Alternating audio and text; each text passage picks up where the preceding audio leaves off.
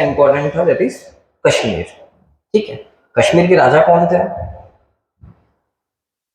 Raja Hari Singh. What is his name?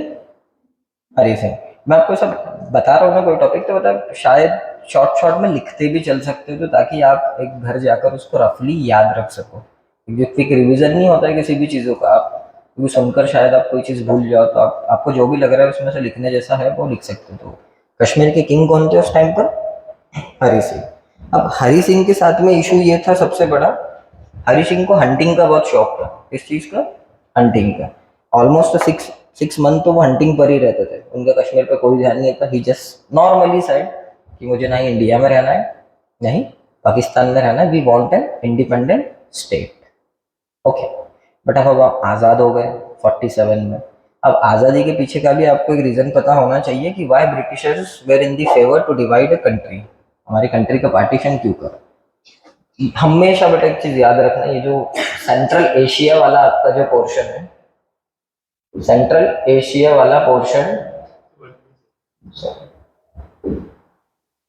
Central Asia वाला ऊपर वाला जो पोर्शन है, ये हमेशा ट्रेड के लिए फेमस रहा हुआ है। किस चीज के लिए? ट्रेड के लिए। आपने सुना होगा सिल्क रूट, सिल्क रूट भी यही से जाता था। अभी चाइना बना रहा है CPEC। क्या बना रहा है? CPEC। इसका फुल फॉर्म है चाइना पाकिस्तान इकोनॉमिक कॉरिडोर। क्या फुल फॉर्म है इसका? China Pakistan economic corridor. तो ब्रिटिशर्स की हमेशा आप एक चीज याद रखना, ये जहां से भी गए ये उस कंट्री को दो पार्ट में डिवाइड करके गए। क्यों डिवाइड करके गए? ताकि ये चाहते थे कि हम उसको एक पार्ट हमेशा हमारे फेवर में रहे, and they want that Pakistan should be pro Britain, कि हम आजादी के बाद में इनको डोमिनेंस कर सके। ये हो गया। हमने तो, राजा हरि सिंह ने तो मना कर दिया इंडिया में आने से, नहीं पाकिस्तान में जाने से।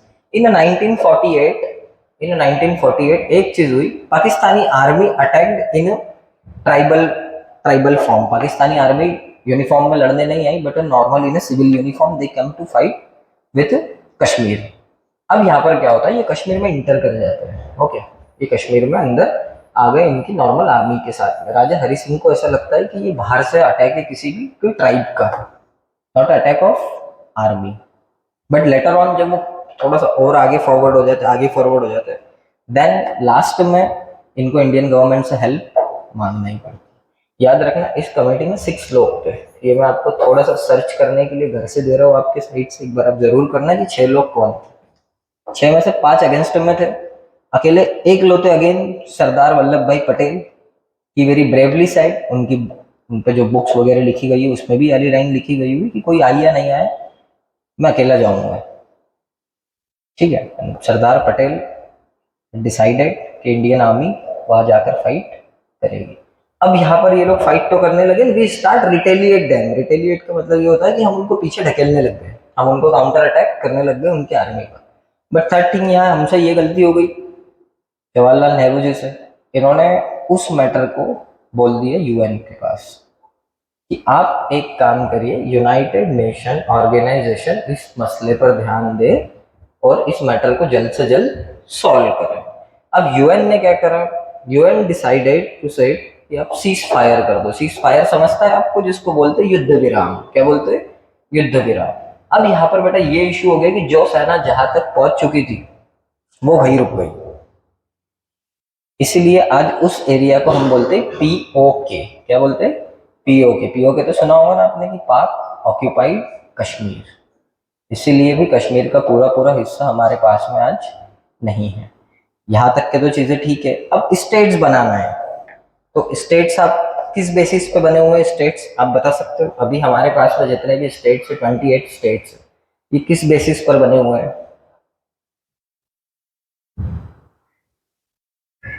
On what basis states are divided?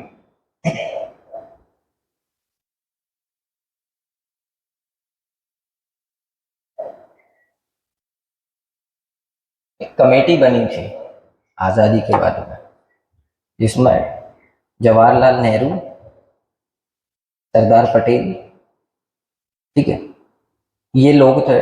इन्होंने भी अपने अपने ओन लेवल पर बहुत अच्छे से रिकमेंडेशंस दिए। बट अब यहाँ पर एक मेन इश्यू स्टार्ट होता है, ये आपको पता होना चाहिए कि हमारे जो स्टेट्स है इसमें साउथ इंडिया में सबसे पहले डिमांड उठी कि state should be divided on the basis of language. किस हिसाब से? On the basis of language, कि भाषाई आधार पर राज्य बनना चाहिए। ठीक है। अब एक व्यक्ति है, इनका नाम आप याद रखना, पूछा जाता है। इनका नाम है पोटी श्रीराम मल्लू। ठीक है। ये थे आंध्र प्रदेश के, पोटी श्रीराम मल्लू, ये आंध्र प्रदेश से थे। इन्होंने हंगर स्ट्राइक पर बैठे, हंगर स्ट्राइक समझता है ना आपको, जैसे गांधी जी बैठते थे हमेशा भूख हड़ताल पर, ये भूख हड़ताल पर बैठे, इनकी डेथ हो गई। अब इनकी डेथ हो गई, but he is also from Congress. ऐसा नहीं था कि कोई नॉन कांग्रेस व्यक्ति हंगर स्ट्राइक पर बैठा होगा, he is also from Congress. अब यहाँ पर आप एक चीज याद रखो, जब ये हंगर स्ट्राइक पर बैठे और इनकी डेथ हुई, तो आफ्टर हिज डेथ भारत में पहला स्टेट बना on the basis of language, उसका नाम है आंध्र प्रदेश। क्या नाम है? आंध्र प्रदेश। तो पूछा जाता है कई बार कि भाषाई आधार पे भारत का पहला बना हुआ राज्य कौन सा था? तो कौन सा था? आंध्र प्रदेश। अब मुझे बता सकते हो, अब आंध्र प्रदेश से अलग होकर कौन सा स्टेट बना? बोलो ना। गुड। तेलंगाना। कब बना? 2014, 2014 में। मतलब कांग्रेस ने जाते जाते एक स्टेट, आखिरी जब उनका टर्म था, तब एक स्टेट नया बना, दैट इज तेलंगाना। तो आंध्र प्रदेश अब बना on the basis of language. काय पे बना? On the basis of language. अब जब हमने एक state on the basis of language बना दिया, तो ऑब्वियस सी बात है कि अब हमको सब स्टेट्स कैसे बनाने पड़ेंगे? On the basis of language ही बनाने पड़े। अब यहाँ पर एक कमेटी बनी, वो कमेटी का भी नाम लिख लो, फजल अली कमेटी। क्या नाम है? फजल अली कमेटी।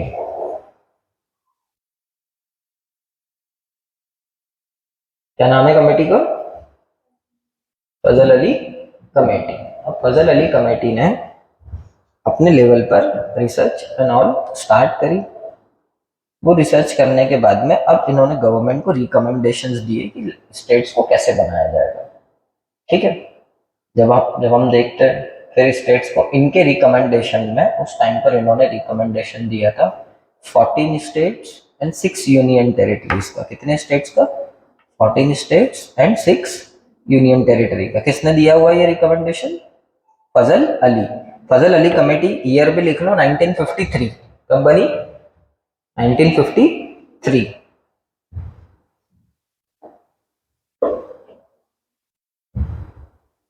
ठीक है। फजल अली कमेटी 1953। अब इसी से मेरे को एक क्वेश्चन याद आ रहा है। आप लास्ट टाइम का मेंस देखोगे तो एक बहुत अच्छा क्वेश्चन उन्होंने करा था कि after the partition describe the main 3 challenges India faced. 3 सबसे बड़े चैलेंज जो इंडिया ने फेस किए, आपके हिसाब से क्या होंगे 3 सबसे बड़े challenge? We should have a 2 way communication. आप भी बीएससी लेवल के स्टूडेंट हो, तो आपको भी थोड़ा सा अपने लेवल पे गलत हो सकता है, सही हो सकता है, नो इश्यूज, बट आप भी बताओ, एक नॉर्मली जब कोई नया कंट्री बनता है तो सबसे बड़ा चैलेंज क्या आता है?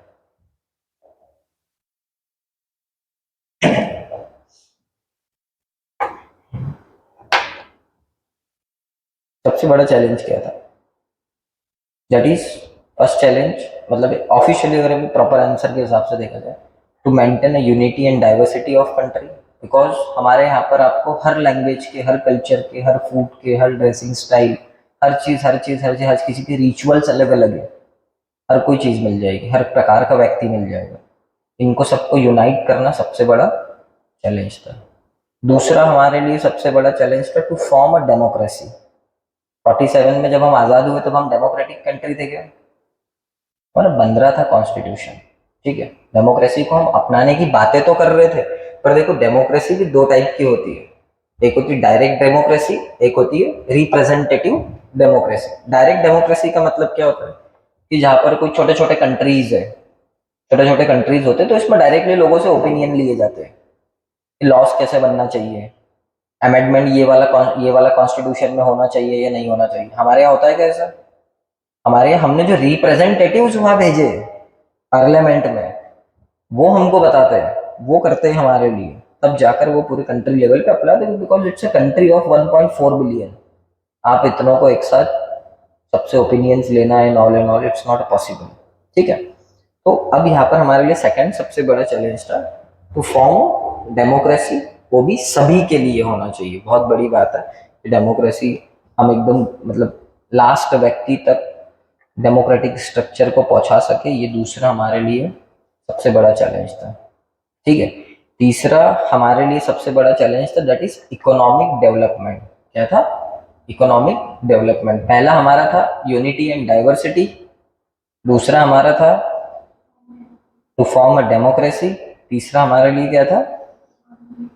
Economic development. अब ये यूनिटी एंड डाइवर्सिटी का एक छोटा सा आप एग्जांपल देखो सॉरी 2004 पर आ जाओ, 2004 पर पूछा जाता है कि यूनिटी एंड डाइवर्सिटी के बारे में लिखो, तो आप एक वहाँ पे सबसे अच्छा एग्जांपल क्या है अभी फिलहाल में हमारे पास? 2004 में कौन थे हमारे prime minister after Atal Bihari Vajpayee? Doctor Manmohan Singh. कौन थे? डॉक्टर मनमोहन सिंह। डॉक्टर मनमोहन सिंह को ओथ किसने दिलाई थी? एपीजे अब्दुल कलाम साहब ने। अब आप देखो कि ये दोनों भी माइनॉरिटीज कम्युनिटी से बिलोंग करते हैं, स्टिल इंडिया के हाईएस्ट पोस्ट पर है, president, prime minister.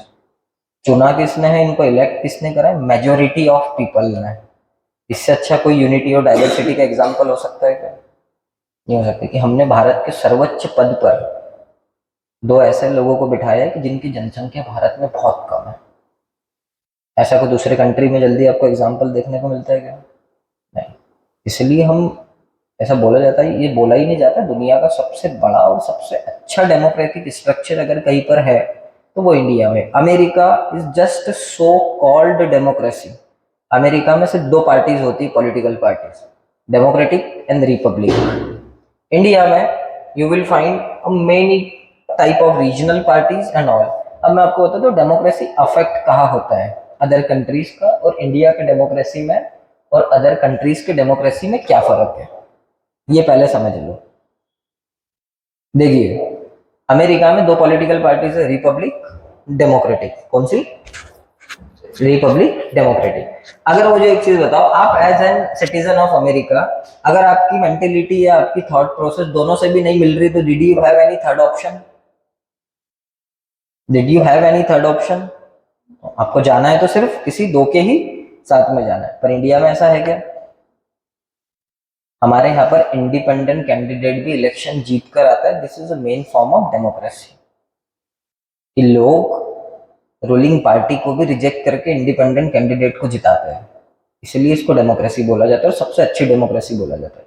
Regional parties भी हमारे यहाँ पर, आप यूपी चले जाओ, बंगाल चले जाओ, महाराष्ट्र चले जाओ, हर जगह पे लोकल पार्टीज भी, ये होता है डेमोक्रेसी। ठीक है, समझ में आया यहाँ तक? कोई इशू की मतलब हम पहला हमारे लिए यूनिटी डाइवर्सिटी, दूसरा डेमोक्रेसी, तीसरा इकोनॉमिक डेवलपमेंट। क्योंकि अब आप देख लो इकोनॉमिक डेवलपमेंट क्यों? When Britishers came to India, for example, मैं एक आपको बहुत अच्छा एक छोटा सा एग्जांपल देता हूँ कि जब ब्रिटिशर्स इंडिया आए तो एक इमेजिन करिए आप कि हमारी क्लास में हम सबका मिलाकर 100 रुपीज है। कितने? 100 रुपीज है। 100 रुपीज हम में से, आप 100 में से 40 रुपीज आपके पास में अकेले, बचे हुए 60 rupees divided in all of us, मतलब हम सब में डिवाइडेड है। तो हमारी क्लास में सबसे ज्यादा पैसे किसके पास में हुए? आपके पास में, क्योंकि हमारे में तो हम इतने लोगों में 60 रुपीज डिवाइड है, 40 आप में है। तो अब यहाँ पर आप ये चीज सोचो कि बचा हुआ 60 रुपीज इतने लोगों में, तो उस टाइम के हिसाब से आप कैलकुलेट करो कि दुनिया का 40% मनी किसके पास में था? अकेले इंडिया के पास में। किसके पास में था? 37 से 40% के आसपास। तो सोचो कि हम कल्चरली हेरिटेज के साथ में हम कितना रिच थे। एंड व्हेन दे लेफ्ट, वो 40 रुपए में से हमारे पास में सिर्फ और सिर्फ 3 या 4 रुपए बचे हैं। अब आप सोच लो कि हमारे लिए इकोनॉमिक डेवलपमेंट आज़ादी के बाद में कितना बड़ा इशू रहा होगा। सर आपको बताएंगे भी इकोनॉमिक्स में, जब सर 5 ईयर प्लान्स आपको पढ़ाएंगे, 5 ईयर प्लान्स में पूरा आपको समझ में आएगा कि हमने इकोनॉमिक ग्रोथ कैसे करी, राइट। तो अब यहाँ पर स्टेट्स तो बनना स्टार्ट हो चुके हैं। सबसे पहला स्टेट कौन सा बना हमारा, मतलब सबसे पहला तो आंध्र प्रदेश बना, ठीक है। किस बेसिस पे बना है? लैंग्वेज के बेसिस पे बना है। कैसे बना आपको समझ में आ गया पूरा स्ट्रक्चर कि क्या हुआ, कैसे डिमांड उठी, क्या उठी? हम उसको और थोड़ा सा डिटेलिंग में पढ़ेंगे। आज हम एकदम शॉर्ट लिस्टेड तरीके से उसको पढ़ रहे हैं। हम जब नोट्स में से नोट्स प्रॉपर बनाएंगे तो उसको और अच्छे से क्लियर करेंगे। राइट नाउ एक कंसेप्ट ये आती है, ये है आपका इंडिया। अब हम स्टेट्स देख ही रहे हैं तो आप यहाँ पर एक चीज देख लो, ये है आपका India. Your MP is in central part, right. मुझे एक चीज बताओ, एमपी का इकोनॉमी या फिर एमपी में इतनी इंडस्ट्रीज क्यों नहीं है as compare to other states? हम बैकवर्ड स्टेट्स में आज भी क्यों गिने जाते हैं? हमने बहुत अच्छा करा है, ऐसा नहीं बोल रहा कि हम बैकवर्ड स्टेट में, हमने लास्ट 5 to 10 ईयर्स में, 10-15 ईयर्स में we have done a good thing, but still why we considered in a backward state? तो बता सकते हो आप?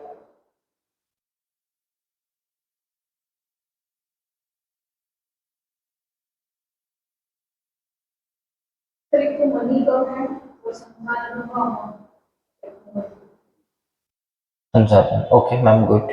और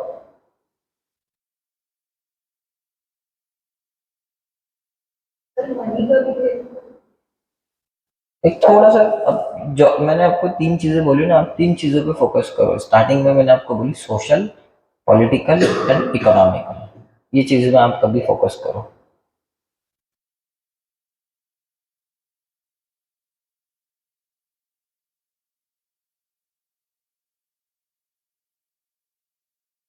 डेवलप्ड स्टेट्स इंडिया में आप किसको मानते हो? डेवलप्ड स्टेट्स इंडिया में किसको मानते हो?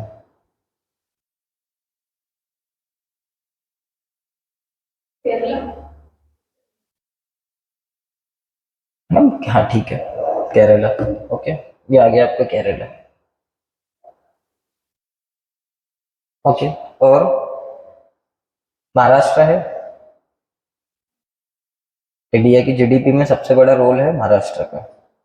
ये आ गया आपका, समझ लो इधर महाराष्ट्र। गुजरात है, गुजरात। तमिलनाडु है, तमिलनाडु है। अब ये सब स्टेट्स में आपको कॉमन चीज क्या दिख रही है? थोड़ा सा सोचो, मैप को देखकर, थोड़ा सा मैप को देखकर आप विचार करो, ये सब स्टेट्स में आपको कॉमन चीजें क्या दिख रही है? वेरी गुड, यही चीज मैं एक्सपेक्ट कर रहा था आप लोगों से कि आप थोड़ा सा सोचो।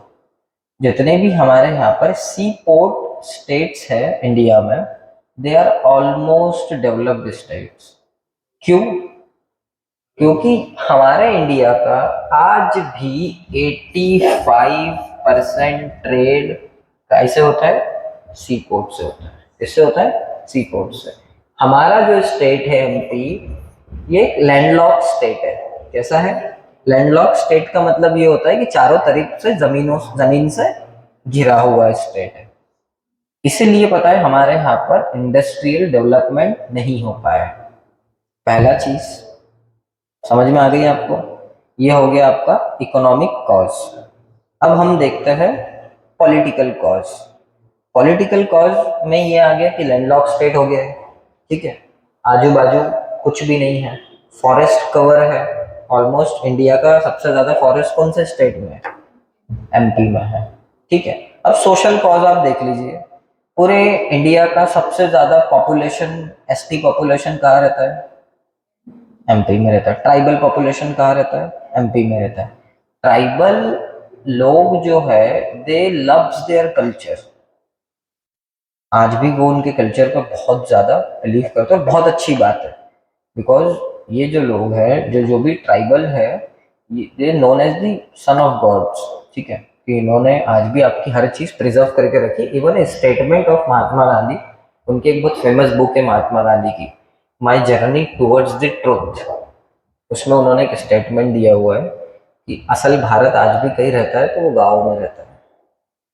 और ये रियलिटी भी है कि आपका जो कल्चर एंड एवरीथिंग जो भी आज भी किसी ने प्रिजर्व करके रखा है, प्रोटेक्ट करके रखा है, तो वो है विलेजर्स, ठीक है। तो आप ये चीज देखो कि हमारे एमपी का बैकवर्ड होने के पीछे का रीजन ये थे कि we are not a state कि जो किसी सी बाउंड्री से लगा हुआ है। ऑब्वियस सी बात है कि अब आपके लेवल पर आप सोचो कि अगर आप कहीं, आपको कहीं पर इन्वेस्टमेंट करना है या फिर कोई फैक्ट्री डालना है, कंपनी डालना है, and you are going to export a 40 to 50% material outside of your country, ठीक है? तो क्या आप सेंट्रल पॉइंट में आपकी फैक्ट्री या कंपनी डालोगे? नहीं, because it will increase your transportation cost to reach the ocean till the port, sorry, बढ़ेगी ना ट्रांसपोर्टेशन कॉस्ट। इस वजह से हम एक, ये बहुत बड़ा हमारे लिए ड्रॉबैक रहा, ठीक है। दूसरी चीज़, ऐसा नहीं था कि हमारे पास में नेचुरल रिसोर्सेज नहीं है, हमारे पास में रिसोर्सेज है, बट हमारे पास में फॉरेस्ट बहुत ज़्यादा है, फॉरेस्ट को भी हम कैटेगरीज में रखते हैं, राइट, फॉरेस्ट को भी हम कैटेगरीज में रखते हैं। ऐसा भी नहीं है कि हमारा कोई टूरिज्म रिच नहीं है। हमारे एमपी में आज आप देखते हो भीमबेटका, याद रखना क्या नाम है, भीमबेटका की गुफा है, आपको पता है? ये वर्ल्ड की सबसे बनी हुई पहली पेंटिंग है, सबसे पहली बता रहा हूँ मैं, not of MP, even not of India, but of the world. World का सबसे पहला बना हुआ पेंटिंग, खजुराहो देख लो, famous for his sculptures. Okay, हमारे यहाँ पर आप नेशनल पार्क देख लो, आज पूरे इंडिया में सबसे ज़्यादा नेशनल पार्क कहाँ है? एमपी में। टाइगर्स कहाँ है? एमपी में। चीते कहाँ लाए हमने? एमपी में लाए। बलून सफारी होती है हमारे एमपी में, बांधवगढ़ नेशनल पार्क है, Bandhavgarh national park is famous for its balloon safari. लोग टर्की जाते हैं for the balloon safari, Istanbul and all countries जाते हैं, वो बलून सफारी एमपी में होती है, ठीक है। नेचुरल रिसोर्सेज से भरपूर है, हर चीज़ है। बट अब ये चीज़ धीरे धीरे धीरे धीरे धीरे धीरे आने लगी है, राइट। चीज़ें समझ में आ रही है आपको धीरे धीरे कि फॉर्मेशन ऑफ स्टेट्स, और उसके साथ साथ में हमको प्रॉब्लम्स भी देखना है, बिकॉज आपसे कभी भी पेपर में एक्सपेक्ट ही नहीं करता है, क्वेश्चंस बनते हुए आप एक्सपेक्ट ही नहीं कर सकते उसको अच्छा ही पूछा जाए, because you are becoming an officer. जब तक आपको हमारे स्टेट्स में गलत क्या हो रहा है या उसको डिसीजन मेकिंग पावर नहीं है कि इसको हम चेंज कैसे कर सकते हैं, तब तक आपका ऑफिसर बनने का कोई मतलब ही नहीं। अच्छी चीज़ें तो सबको पता होती है, चीते लाए हमने, सबको पता है, सबको पता है, बट हमको ये चीज़ भी पता होना चाहिए कि वो जो शावक है, जो छोटे छोटे बच्चे हैं, उनकी डेथ हो गई बहुत सारों की, ठीक है, हो गई थी, तब उससे हम कैसे बच सकते थे, या फिर हमारी कहाँ कमी रह गई, राइट। तो पढ़ने के टाइम पर पता है आपको दोनों तीनों पर्सपेक्टिव्स को साथ में लेकर पढ़कर पढ़कर चलना है।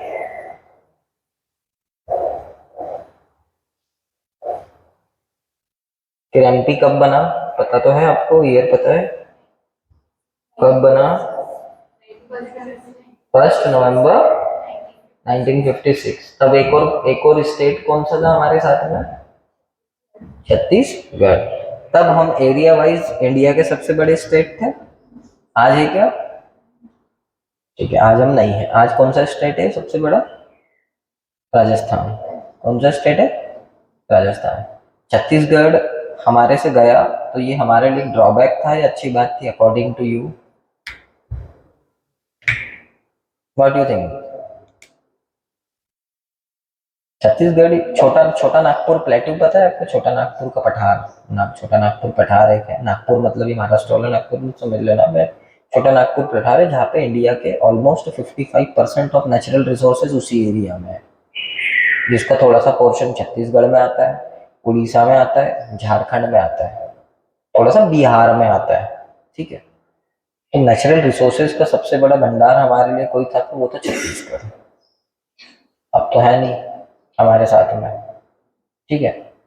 बाकी अभी भी हमारे पास में, जब आप बालाघाट वाला रीजन देखते हो, आप छिंदवाड़ा वाला देखते हो, आप मंडला वगैरह देखोगे, जब हम नेचुरल रिसोर्सेज पढ़ेंगे तब हमको बहुत अच्छे से समझ में आएगा चीज़ों को।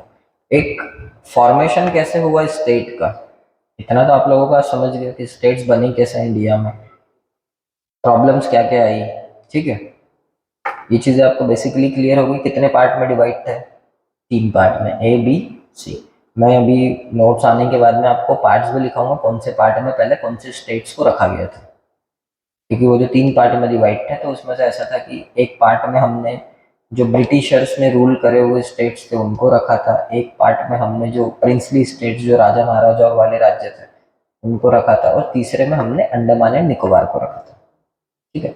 तो हम एक एक का प्रॉपर एकदम लाइन एंड ऑल भी लिखेंगे तो आपको तब वो प्रॉपरली समझ में आ जाएगा, ठीक है। If you have any question आप पूछ सकते हो frankly, normally no issues. Sir वही पूछना था कि पीछे क्यों, एमपी पीछे क्यों है?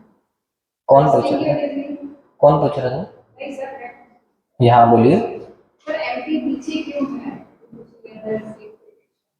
मैंने आपको बताया ना कि एक तो हमारे लिए सबसे बड़े, टेस्टिंग की वजह से। जब इतने सारी सब चीजें अवेलेबल है फिर भी पीछे है। नहीं मैम देखिए, सबसे मेन चीज़ तो ये होता है कि हम कभी भी इंडस्ट्रियल हब नहीं बन पाए थे अभी तक। और मैं आपको दूसरी चीज़ बता दूं, देखो एक आपको बहुत अच्छी बात बता दूं कि जब हम 50-60s के दशक में थे, 60-65 के आसपास, तो हमारे एमपी में सबसे बड़ा इशू था दैट इज इलेक्ट्रिसिटी। क्या था? इलेक्ट्रिसिटी। और ये एक्चुअली ये मेरे वर्ड्स नहीं है, गवर्नमेंट के ऑफिशियल रिकॉर्ड्स के हिसाब से मैं आपको बता रहा हूँ, सबसे बड़ा हमारे लिए ये था इलेक्ट्रिसिटी। तो जो नर्मदा हो गया, माँ ताप्ती हो गया, जितनी भी एमपी से रिवर्स जाती थी, क्योंकि हर स्टेट का अपना अपना रिवर्स पे वाटर पे राइट होता है। गुजरात को हमने वो पानी सिंचाई करने के लिए दिया फॉर फार्मिंग पर्पस, और हमने ये चीज़ सोची कि हम इसको इलेक्ट्रिसिटी पर्पस के हिसाब से यूज़ करेंगे, ठीक है। आज आप देख लो एमपी में सबसे ज़्यादा आपको थर्मल प्लांट्स मिलेंगे, पावर प्लांट्स मिलेंगे। ये चीज़ क्यों मिलते हैं? इतनी सारी परियोजनाएं क्यों है हमारे यहाँ पर नदियों पर? नदी परियोजनाएं क्यों है? क्योंकि हमने उस टाइम के हिसाब से सोच कर बनाई थी। हमने उनसे क्या पैक्ट करा हुआ है कि हम आपको फार्मिंग के लिए वाटर देंगे, और हमने किस लिए यूज़ कर रहे हैं वो वाटर को? इलेक्ट्रिसिटी के लिए। हमारा इलेक्ट्रिसिटी का सॉर्ट हुआ प्रॉब्लम, फार्मिंग का सामने आया। Then we started constructing dams, तब हमने डैम्स बनाना स्टार्ट करा। तो हम हमारे बेसिक प्रॉब्लम्स को सॉर्ट आउट करने में लगे रहे। और क्योंकि आप, अब मैं आपको थोड़ा सा एक बैक हिस्ट्री भी, कभी आप जाओगे तो आपको एक कॉमनली चीज मिलेगी कि जो सेंट्रल पार्ट वाला जो एरिया है इंडिया का, ये एरिया और ईस्टर्न पार्ट वाला एरिया, सबसे ज्यादा अगर कहीं पर ब्रिटिशर्स ने एक्सप्लॉइटेशन करा तो ये इस रीजन का था। बंगाल आप लोगों ने सुना होगा ना, पार्टीशन ऑफ बंगाल, बंगाल विभाजन। क्यों हमेशा बंगाल को ही उन्होंने टारगेट करा? क्योंकि सी पोर्ट था, वहां से भी इजी था उनको जाने के लिए। हमारे एरियाज का बहुत एक्सप्लॉइटेशन हुआ उस टाइम पर। और अभी आप देख लेना लास्ट 10-15 सालों में हम बहुत अच्छी तरीके से ग्रोथ करे हुए हैं, और आगे भी बहुत अच्छी तरीके से ग्रोथ करेंगे। पहले हमारा बैकवर्ड स्टेट में नाम आता था, ठीक है। आज हम एटलीस्ट थोड़ा सा बैकवर्ड स्टेट से बाहर जरूर आ गए। एमपी का इकोनॉमी बहुत अच्छा हो गया, आज हमारे मेट्रोज बन रहे हैं, ठीक है। हमारे यहाँ पर आईआईटी आईआईएम जैसे कॉलेजेस खुल गए, एजुकेशनल हब हो गया है, ठीक है। इंदौर को मिनी बॉम्बे लोग बोलते हैं पहले से ही, ठीक है। बहुत सारी चीज़ें भी हमारे यहाँ पर हुई है और आगे भी होंगी। और कुछ, और कोई डाउट वगैरह आपका related to this today's topic?